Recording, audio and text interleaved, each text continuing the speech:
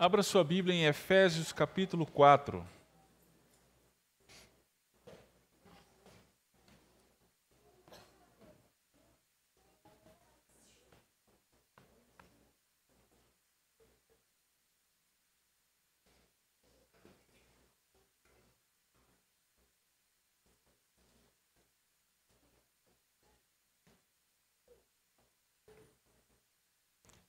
Estamos caminhando na exposição da carta de Paulo aos Efésios, aos domingos pela manhã.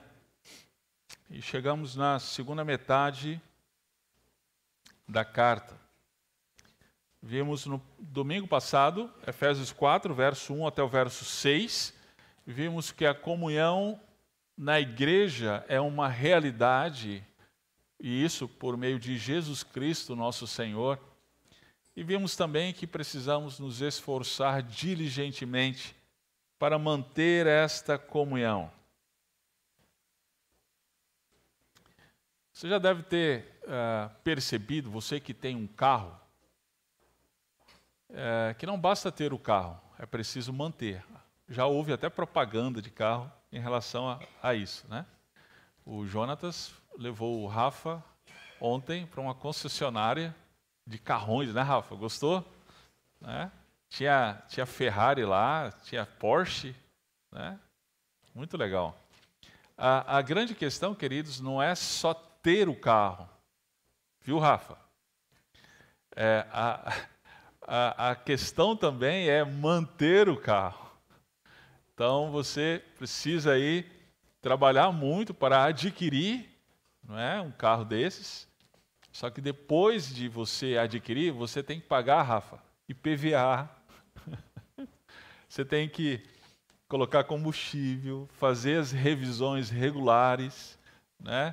Ver os pneus, suspensão, óleo e etc. É preciso, então, uma vez adquirido o carro, é preciso manter.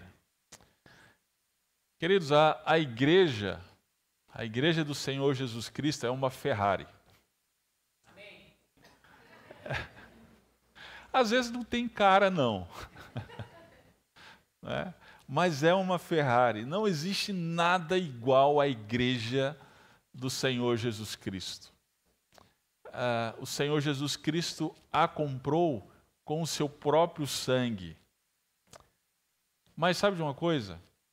Além de adquirir a igreja, é preciso também mantê-la. E sabe quem que mantém? O próprio Cristo. Se fosse nós, espero que você não tenha pensado que era eu e você. Se fôssemos nós, gente, ia ter uma dificuldade grande aí. Nós não mantemos a igreja. É Cristo que mantém a igreja. Nós vamos ver isso hoje. Que Cristo mantém a sua igreja e como Ele faz isso. Efésios capítulo 4, verso 7 até o verso 16. Diz assim: Mas a graça foi concedida a cada um de nós, conforme a medida do dom de Cristo.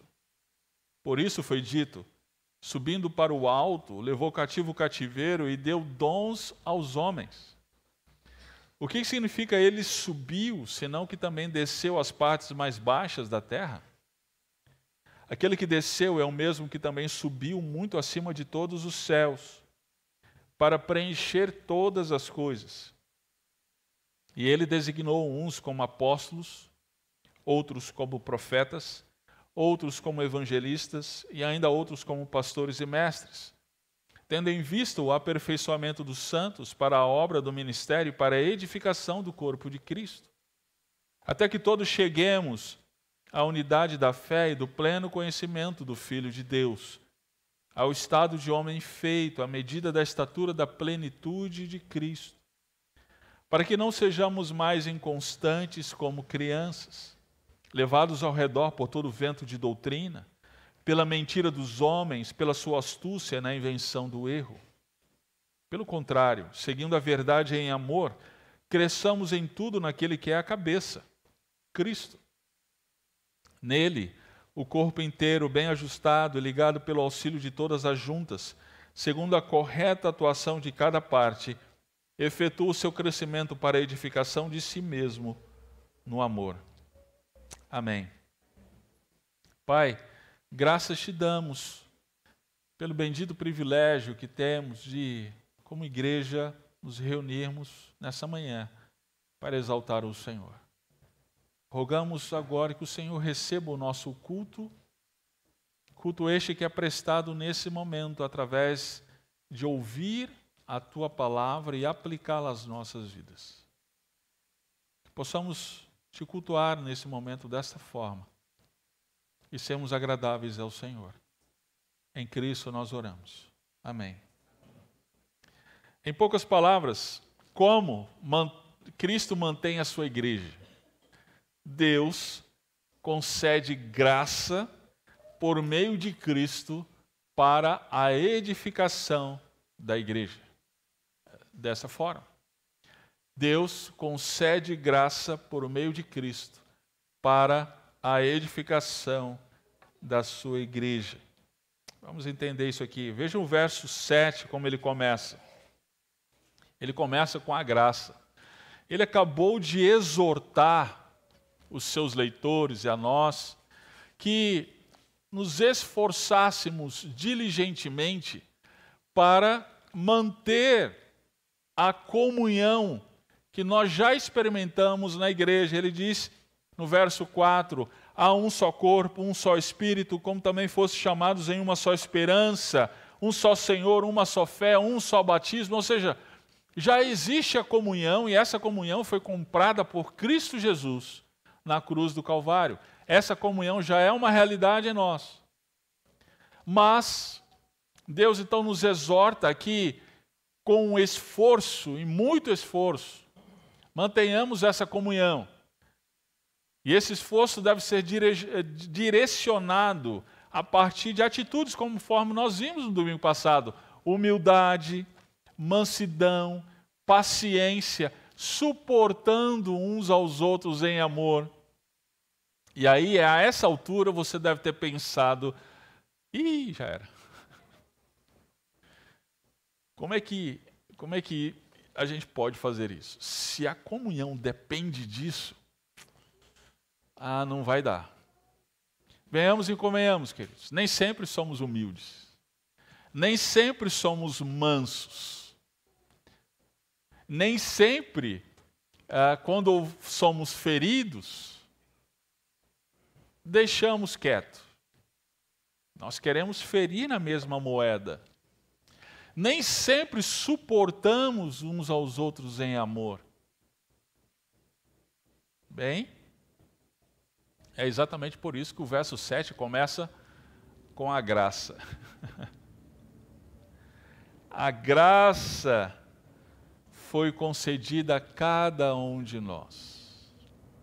Meu querido, nós precisamos nos esforçar sim em humildade, em mansidão, em paciência, mas esse esforço não é fundamentado na própria capacidade. Esse esforço parece um paradoxo, mas que o seja, aquele paradoxo da graça de Deus. Nós nos esforçamos sim, aí envolve a responsabilidade humana, mas esse esforço está em sermos fortalecidos na graça. Então Deus, ele concede a graça, e essa graça é por meio de Cristo Jesus, conforme a medida do dom de Cristo. Essa graça então foi concedida a cada um de nós. Essa graça, ela está à disposição de cada um de nós, e de uma forma muito específica. Ele coloca cada um de acordo com a medida do dom de Cristo. Que dom é esse de Jesus? E aí ele vai explicar isso nos versos seguintes, verso 8, aqui até o verso 11. Aqui ele vai dizer que Cristo triunfou e concedeu dons à igreja. Antes da gente entender esse dom, vamos entender aqui por que eu estou dizendo a respeito de triunfo de Cristo. Verso 8, Paulo vai mencionar um texto do Antigo Testamento, Salmo 68, verso 18. Ele faz aqui uma citação. Subindo para o alto, levou cativo o cativeiro e deu dons aos homens. Aqui, a visão do salmista, lá no Salmo 68, é do Messias, o rei ungido de Deus, que luta contra os seus inimigos e vence. E ao vencer os seus inimigos, ele pega os despojos de guerra, leva para o seu reino e divide, compartilha esses despojos com os seus súditos. Essa é a visão do Salmo 68. Paulo aqui, então, ele aplica essa visão a Cristo. Ele diz, esse rei ungido, esse Messias que veio, que lutou contra os seus inimigos, venceu, esse é Cristo Jesus. Só que aí no verso 9 é interessante. Ele diz, antes de subir, ele desceu. Como assim? Paulo vai dizer, ele desceu às partes mais baixas da terra. Então, vai ter gente aqui que vai interpretar essa questão dizendo que Jesus, ele desceu ao inferno. Não é isso que Paulo está dizendo. As partes mais baixas da terra refere-se à mesma coisa que ele disse em Filipenses capítulo 2, refere-se à humilhação de Cristo. Cristo sendo Deus, ele se fez homem. E ele não se fez como um homem rei, imperador, um rico, vivendo em palácios, com um exército à sua disposição para fazer valer a sua vontade. Não. Cristo Jesus, sendo Deus, Criador do universo, das galáxias, dos mundos, ele se fez homem e servo, pobre, para nos servir. É exatamente isso que Paulo refere-se aqui às partes mais baixas da terra. Acontece que nas partes mais baixas da terra, então, ele, como servo, ele dá a sua vida em nosso favor e, fazendo isso, ele vence a morte ao ressuscitar ao terceiro dia. E aí, ressurreto, ele ascende, depois de dias, ele ascende aos céus. Então, ele subiu ao céu, ele levou cativo o cativeiro e deu dons aos homens. Ou seja, os despojos de guerra, ele concedeu para o seu povo, para a sua igreja. Que dons são esses, então? Verso 11. Ele designou uns como apóstolos, outros como profetas, outros como evangelistas e ainda outros como pastores e mestres. Os dons, então, são, preste muita atenção no verso 11, os dons são pessoas, não são habilidades. Não são habilidades especiais. Os dons são pessoas. Ele dá à sua igreja apóstolos, ele dá à sua igreja profetas, ele dá à sua igreja evangelistas, pastores e mestres. Apóstolos, para estabelecer a palavra como testemunhas oculares. Testemunhas oculares de Cristo. Profetas para revelar a vontade de Deus. Isso no Antigo Testamento. Agora, preste bem atenção no que eu vou lhe dizer. Apóstolos e profetas, conforme Paulo está descrevendo aqui, terminaram. Não existe mais hoje apóstolos e profetas. Eu sei que isso talvez seja estranho para alguns aqui, porque na nossa cultura atual, muito se fala desse tipo de coisa. Vamos lá ouvir a pregação do apóstolo fulano de tal. Eu sei que pode ser estranho isso aqui para vocês, para alguns irmãos. Mas por que eu estou dizendo que apóstolos e profetas terminaram? Porque essas pessoas foram dons carismáticos de Deus, dado no início da igreja para o estabelecimento da igreja. Uma vez a igreja já estabelecida, não é mais necessário o ministério dessas pessoas. Os apóstolos são os 12 apóstolos de Cristo mais Paulo. Não existem mais outros além desses. Esses apóstolos, dá uma olhada em 2 Coríntios, capítulo 12, verso 12. Eles têm características específicas. 2 Coríntios 12, 12.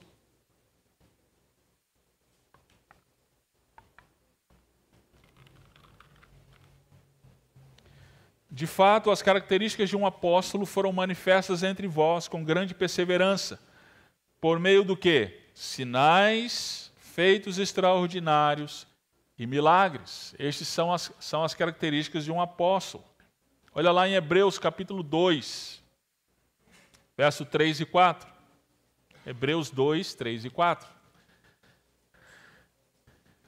Como escaparemos se desconsiderarmos tão grande salvação? Essa salvação, tendo sido anunciada inicialmente pelo Senhor, foi depois confirmada a nós pelos que a ouviram. Quem? Os apóstolos.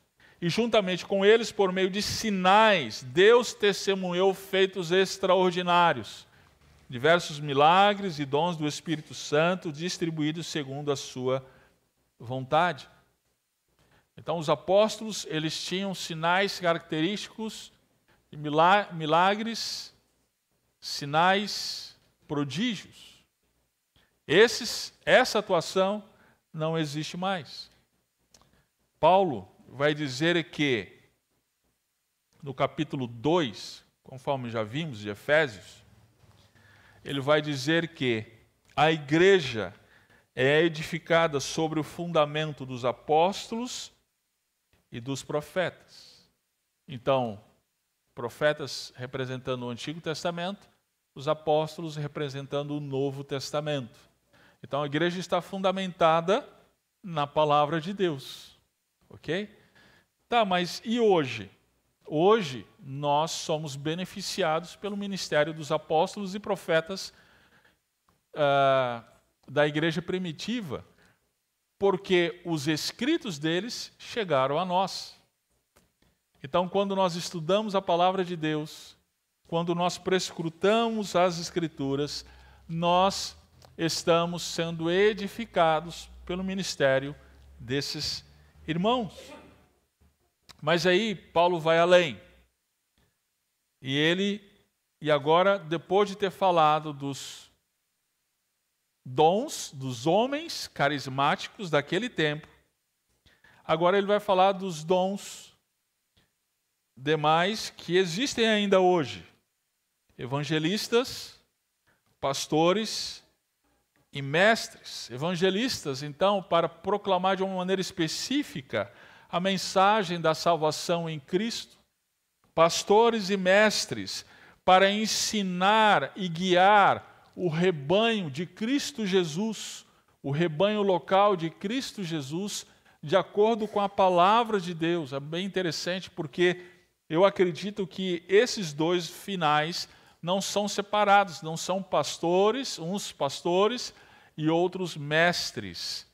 A forma como está aqui nos dá a entender que pastor, ele é mestre. O pastor, ele tem que ensinar. A função dele é ensinar. A ensinar a palavra de Deus para a igreja. O pastor mestre. Eu sei que tem gente, tem pastor hoje em dia que diz assim, não, eu não fui chamado para ensinar, eu sou mais um administrador. pastores que se colocam mais como CEOs de sua igreja, não é? Querido, isso é um equívoco em relação à palavra de Deus. Se você não foi chamado para ensinar, você não foi chamado para ser pastor. O pastor, ele deve ser um mestre. Ele foi chamado para ensinar a igreja. Então, Cristo, ele triunfou, concedeu dons à sua igreja. E qual é o propósito desses dons, que são pessoas? Com que finalidade? Vamos lá, verso 12 em diante vai mostrar para a gente, verso 12 até o verso 16. A finalidade é edificar a igreja. Cristo triunfou e concedeu dons à sua igreja para edificá-la. Como que a atuação dessas pessoas, que Paulo chama de dons, como que a atuação delas incide na edificação da igreja? Vamos lá, vamos entender isso. Esses líderes, eles capacitam os crentes à obra que vai terminar edificando a igreja. Interessante isso. Olha só, verso 12. Tendo em vista o aperfeiçoamento dos santos para a obra do ministério e para a edificação do corpo de Cristo.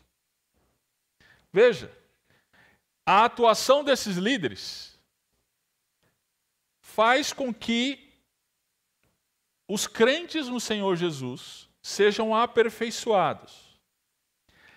Esses crentes sendo aperfeiçoados, eles cumprem a obra do ministério pelo qual eles foram chamados.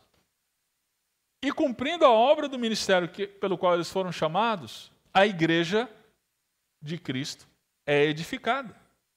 Você não acha isso aqui interessante, gente? Isso é fantástico. Perceba, não são os líderes fazendo tudo. Às vezes a gente tem essa concepção.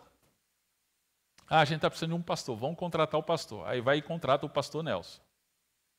Pastor, agora se vira. A gente precisa de evangelização, a gente precisa de discipulado, a gente precisa de trabalho com jovens, trabalho com os adolescentes. Lembra, casais, hein? Casais. Pastor, a gente está precisando de organizar a igreja, está precisando pintar. Se vira, dá teus pulos aí. Meus irmãos, em minha defesa, eu preciso dizer que isso não é bíblico. Não é o que a palavra de Deus nos orienta. A orientação da palavra de Deus é que esses líderes, Deus dá para que eles capacitem os crentes ao ministério, à obra do Senhor. Então, os líderes não são chamados para fazer tudo. Eles são chamados para equipar, para capacitar. Meu querido, não espere que os líderes da igreja façam tudo. Isso não se aplica somente a mim, aos demais líderes da igreja. Eu tenho conversado muito com o conselho pastoral e esse pessoal é animado demais, gente. Olha, se deixar, eles fazem tudo. E eu fico lá, fico puxando a corda. Não, esse não é o nosso papel. Porque se a gente fizer tudo, a gente vai terminar acostumando a igreja a ser servida e vai tirar o privilégio da igreja de fazer aquilo pelo qual Deus chamou para fazer. Então, o nosso papel é capacitar, é orientar em todas as áreas. Então, se você pensa algo do tipo, eu não sou líder do ministério tal, então não vou fazer nada, está errado. Não é por aí. O líder do ministério tal ele não foi posto lá para fazer tudo. Ele foi lá para te orientar, para te capacitar a fazer aquilo que o Senhor te chamou para fazer. O que é que o Senhor te chamou para fazer? Cantar? Ok? O líder do Ministério de Música, o Bruno, ele vai te capacitar, ele vai te orientar a cantar de maneira que glorifique a Cristo. O que Deus te chamou para fazer? Discipular? O líder do ministério do discipulado, Marzo, ele vai te capacitar, ele vai te orientar a fazer exatamente isso. É isso que Paulo está dizendo aqui. Então, sendo capacitados, os crentes, eles cumprem o seu ministério, edificam a igreja. Agora, bem interessante, olha o verso 13. Até que todos cheguemos à unidade da fé e do pleno conhecimento do Filho de Deus, ao estado de homem feito, à medida da estatura da plenitude de Cristo. Quando cada um, então, sendo capacitado, fazendo aquilo que foi chamado pelo Senhor para fazer, cada um, então, amadurece de acordo com Cristo. Nós chegamos à unidade da fé, veja, a unidade, a comunhão, ela é aperfeiçoada, ela cresce. Nós chegamos ao pleno conhecimento do Filho de Deus, nós chegamos ao estado de homem feito, nós chegamos à medida da estatura de Cristo. Veja, não é a atuação de uma pessoa na igreja que isso acontece, mas é a atuação de líderes enviados por Deus, na capacitação dos crentes, e esses crentes, então, atuando, cada um na sua área, faz com que a comunhão, então, cresça, faz com que cada um amadureça em Cristo, conhecendo cada vez mais a Cristo, amadureça cada vez mais na fé. É bem interessante. Isso, olhando isso, eu me lembrei no meu tempo de jogador de vôlei, gente. Era interessante porque isso já faz bastante tempo, mas eu lembro que nós tínhamos a equipe e o time de vôlei, o time titular, o time é composto por seis jogadores, cada um na sua posição, cada um com uma função específica. Tinha um levantador, tinha aquele que defendia, tinha um atacante de entrada de rede, de saída de rede, tinha um atacante de meio, né? Cada um com a sua posição. Mas não adiantava eu simplesmente dizer assim, eu sou bom. Gente, pode deixar. Abre aí que eu vou fazer tudo. Eu vou atacar, vou defender, vou levantar a bola, vou sacar, vou bloquear, vou fazer, pode deixar comigo. O que ia acontecer? Primeiro que isso é um contraponto à própria natureza do esporte, que se chama esporte coletivo. Não é individual. Quem é individual vai nadar, vai fazer uma outra coisa. Jogar tênis, mas não voleibol. Voleibol é coletivo. Então, eu me preocupo quando o João joga bem. Eu não me preocupo só quando eu jogo bem. Eu me preocupo quando o João joga bem. Eu me preocupo quando a Sofia joga bem. Porque o João jogando bem, a Sofia jogando bem, nós jogamos bem. Não sou eu. É o que Paulo está dizendo aqui no capítulo 4.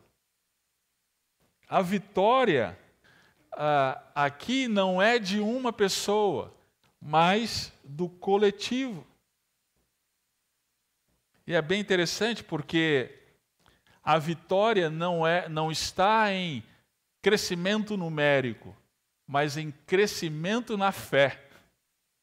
Nós amadurecemos na fé. Nós crescemos à medida da estatura de Cristo, ou seja, nós nos parecemos mais com Cristo. Então, a vitória é dada quando então nós nos parecemos mais com Cristo, quando nós nos submetemos à vontade dele, quando nós perdoamos como ele, quando nós amamos como ele, quando nós somos um marido conforme Cristo Jesus quer que nós sejamos. Somos uma esposa como ele disse para sermos. Quando somos filhos submissos como ele disse para sermos. Aqui está a vitória. É quando nós, então, coletivamente, ministramos uns aos outros e crescemos e amadurecemos em Cristo. É interessante porque ainda tem um outro resultado aqui. Verso 14. Quando isso acontece, os líderes capacitam os crentes. Os crentes, eles então cumprem o seu ministério, a igreja edificada, nós crescemos individualmente e coletivamente na fé. O que acontece? Olha o verso 14. Para que não sejamos mais inconstantes como crianças, levados ao redor por todo vento de doutrina, pela mentira dos homens, pela sua astúcia na invenção do erro. Pelo contrário, seguindo a verdade em amor, cresçamos em tudo naquele que é a cabeça, Cristo. Olha só que interessante. Nós não, quando isso acontece, nós deixamos de ser crianças. Como assim crianças? O que Paulo está se referindo aqui? As crianças, elas têm uma característica interessante. As crianças pequenininhas. Se você disser para ela que o sol é uma melancia, é capaz dela querer morder a melancia. Ela acredita no que você diz. Ela não analisa, ela não critica, ela não avalia. Ela realmente acredita no que você diz. Se você diz que existe Papai Noel, ela está lá, acreditando. Se você diz que existe Coelhinho da Páscoa, ela está lá acreditando. Queridos, nós como crianças na fé, nós temos, infelizmente, essa característica também, de acreditar em tudo que se diz. Então, nós precisamos crescer, amadurecer e desenvolver a habilidade do discernimento. Preste bem atenção, discernimento não é um ardor no peito, em que a pessoa fala e você tem aquele ardor no peito e você diz, não, isso aí é verdade. Por que é verdade? Eu estou sentindo algo. Ok? Bem-vindo ao mormonismo. Os mormons acreditam nisso. Ok? Isso não é o discernimento da palavra de Deus. O discernimento que nós vemos a partir da palavra de Deus é o discernimento da palavra de Deus. O que o pastor está dizendo, nós avaliamos de maneira bereana, a partir das Escrituras. Deixa eu ver se é o que está aqui. Espera aí. Deixa eu ver se é o que está certo. Esse é um amadurecimento da fé. E como que a gente amadurece?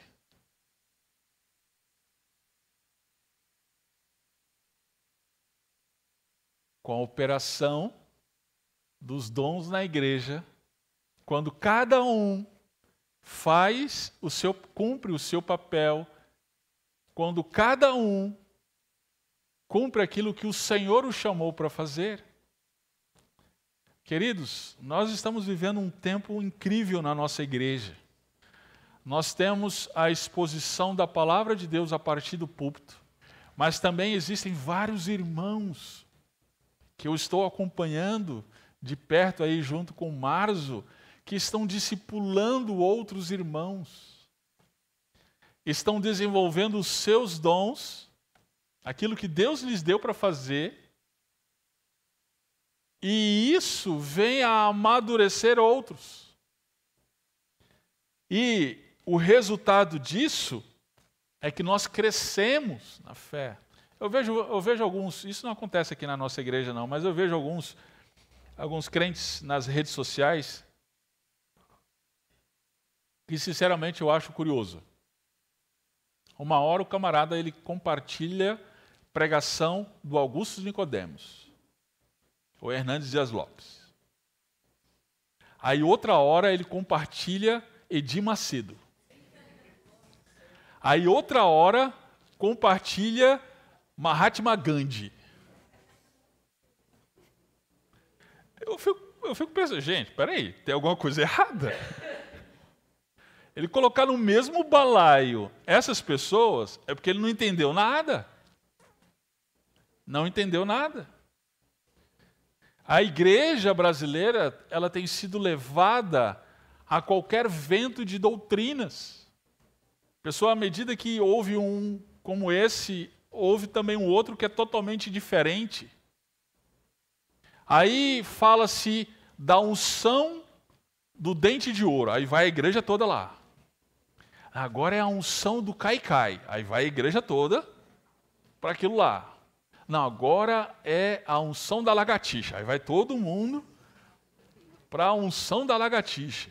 A igreja brasileira, ao longo das últimas décadas, ela tem sido levada por qualquer vento de doutrina, e eu vou dizer para vocês o porquê. É porque são crianças na fé, são imaturos, são levados por ventos de doutrina dessa forma.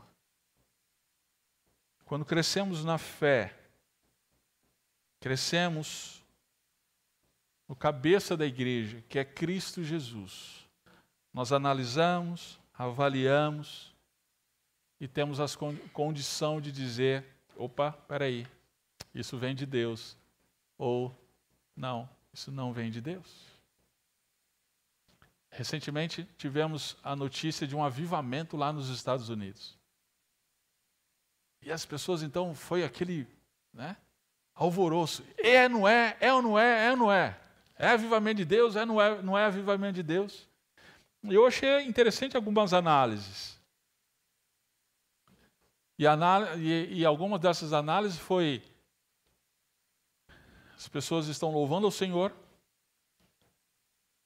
porque foi pregada a palavra de Deus. O pregador estava pregando Romanos. Estava expondo a carta de Paulo aos Romanos.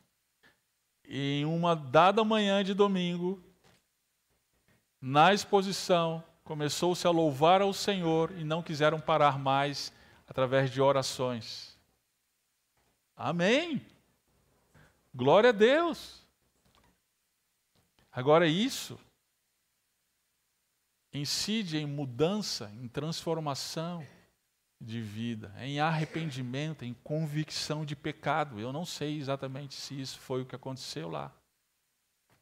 Mas se é de Deus, é isso que acontece. Não é rodopio, não é visões, não é revelações, não é gritarias.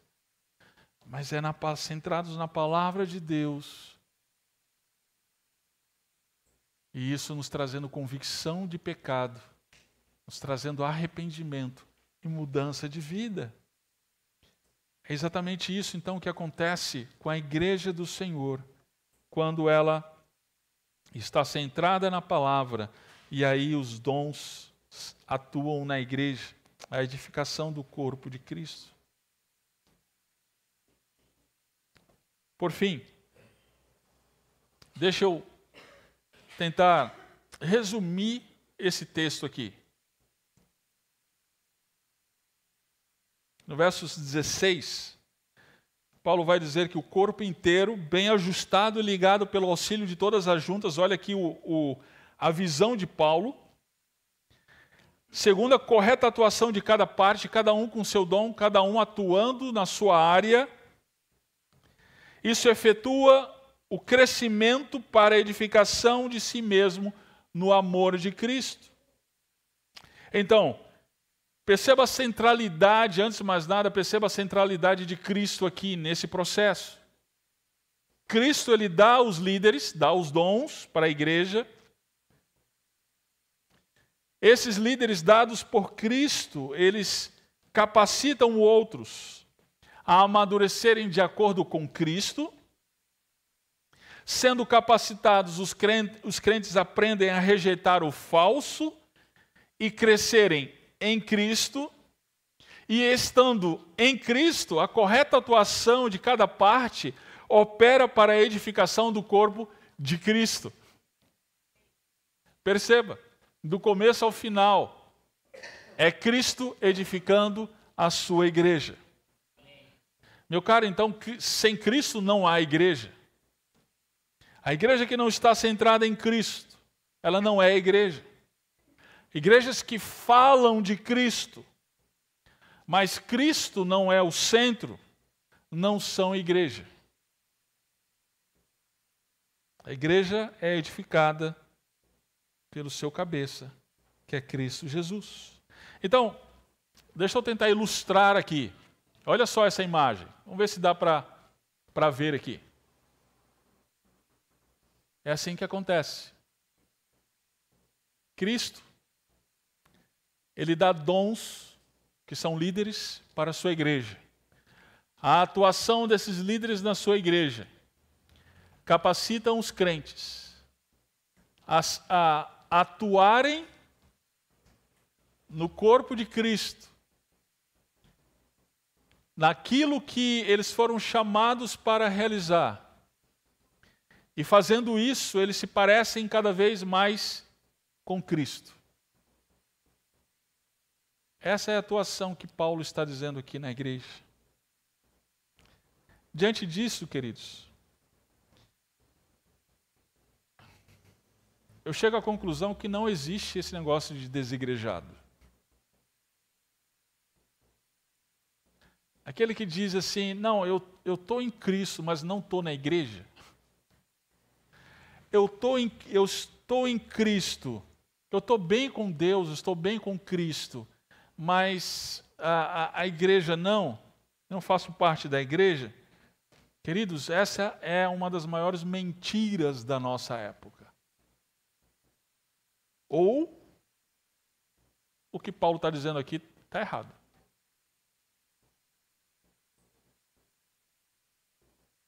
Sim, você pode professar a fé em Cristo.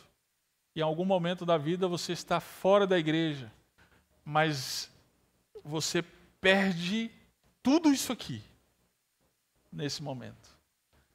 Toda a operação dos dons na igreja, toda a operação dos dons que incide na edificação, no amadurecimento do corpo de Cristo. E aí então a gente precisa pensar também naqueles que vêm na igreja uma vez ou outra. E aí eu preciso perguntar para você, você faz parte da igreja ou você vem na igreja? Qual é a diferença? Vem na igreja, é como eu já mencionei aqui, é como ir no supermercado. Você vai no supermercado, você se serve do que você precisa, você conhece até um funcionário ou outro, porque você está sempre lá, dá oi, bom dia, boa tarde, boa noite, paz do Senhor, se for evangelho, né? E volta para sua casa. Às vezes a gente trata a igreja do Senhor Jesus dessa forma, eu vou lá, mas eu não me envolvo, não tenho proximidade com ninguém, eu sento na igreja, me sirvo daquilo que eu gosto e vou para minha casa, dou bom dia, boa tarde, dou um abraço e vou para minha casa. Meu caro, você não faz parte da igreja. Se essa é a sua experiência em relação à igreja, você não faz parte da igreja. Você vem na igreja. Mas nós somos chamados a fazer parte do corpo de Cristo. E o que significa fazer parte do corpo de Cristo? É se alegrar com os que se alegram. É chorar com os que choram. É você saber quem é o irmão Orlando, saber onde ele mora. É chorar com as dificuldades dele, é se alegrar com as dificuldades dele. É se encontrar com ele durante a semana. Orar junto. Eu tenho tido experiências incríveis nessa igreja durante a semana. conversas, diálogos, orações mútuas durante a semana. Isso é ser igreja, queridos. Não perca isso. Não se reserve, não se feche em você mesmo. Junte-se com outro irmão. Ah, pastor, eu sou tímido. Meu caro, não tem a ver com você. Tem a ver com Cristo na sua vida. Abra a sua casa. Abra a porta da sua casa. Chame gente para almoçar, para jantar, para tomar um café. Comer uma bolacha creme crack. Mas chame as pessoas para sua casa e relacione-se com as pessoas. Ah, pastor, mas ninguém me quer, ninguém me ama. Ninguém olha para mim. Meu caro, isso é mentira do diabo, que você tem dado ouvidos.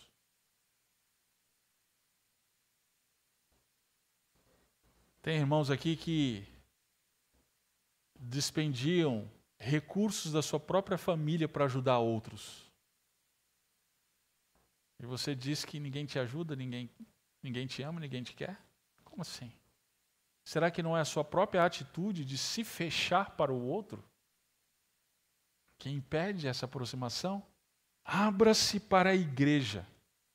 Seja a igreja.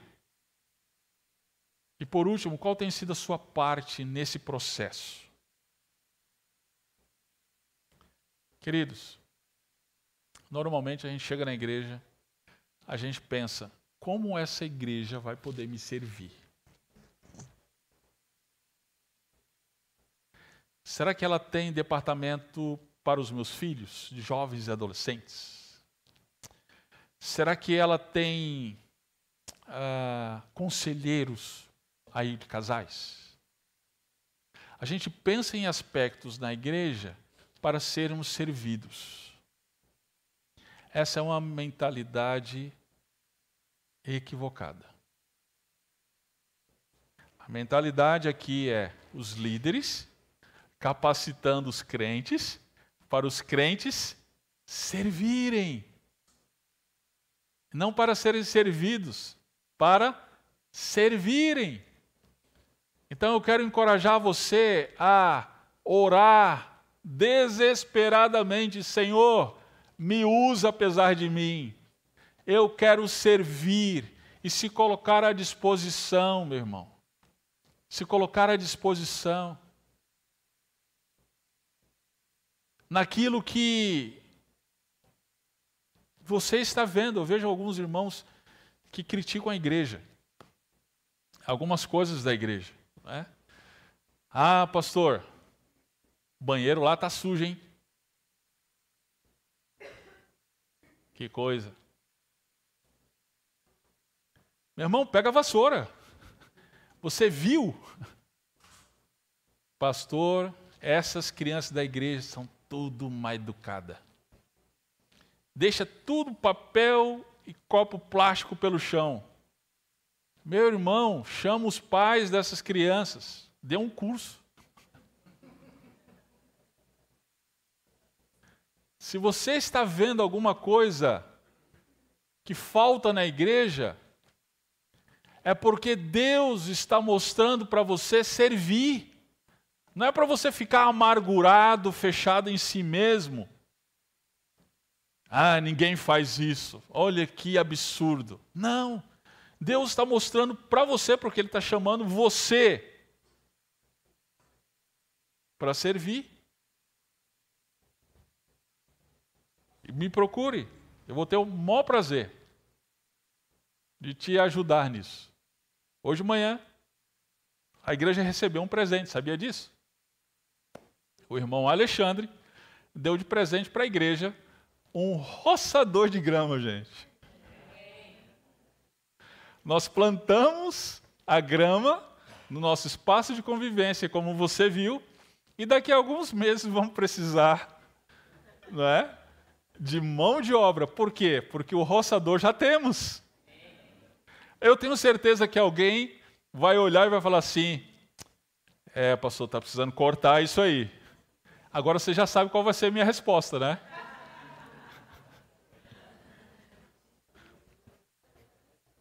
Está aqui, meu irmão? É assim que funciona na igreja, queridos. Deus, Ele concede graça para nós, edificando a sua igreja por meio de Cristo, na atuação de cada um, conforme o dom, conforme o talento, conforme aquilo que o Senhor chamou para cada um fazer. E Cristo é glorificado na sua igreja. Vamos orar. Pai, muito obrigado por tua palavra. Muito obrigado, Senhor Deus, porque nós somos a tua igreja, o teu povo. Te damos graças porque o Senhor tem levantado líderes na nossa igreja.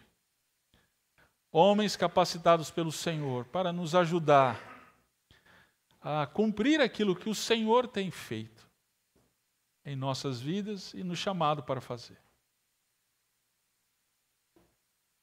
Por favor, nos livra dessa mentalidade mundana da nossa cultura, de querer ser servido. Nos perdoa por isso. Que teu Espírito, Senhor, nos leve a termos o caráter de Cristo, de tal maneira que possamos perguntar uns aos outros sempre: como que eu posso te servir? Como é que eu posso contribuir? Que a nossa igreja, Pai, possa ser edificada por líderes que capacitam os seus membros, que esses membros, eles cumpram o seu ministério, sendo edificados assim, e Cristo ser cada vez mais glorificado no nosso meio. É assim que nós oramos, em Jesus, o nosso Senhor, Redentor e nosso Rei. Amém. Amém. Amém. Irmãos, que Deus nos abençoe. Nós estamos terminando o nosso culto. Vamos ter agora o nosso café. Você já sabe, é convidado.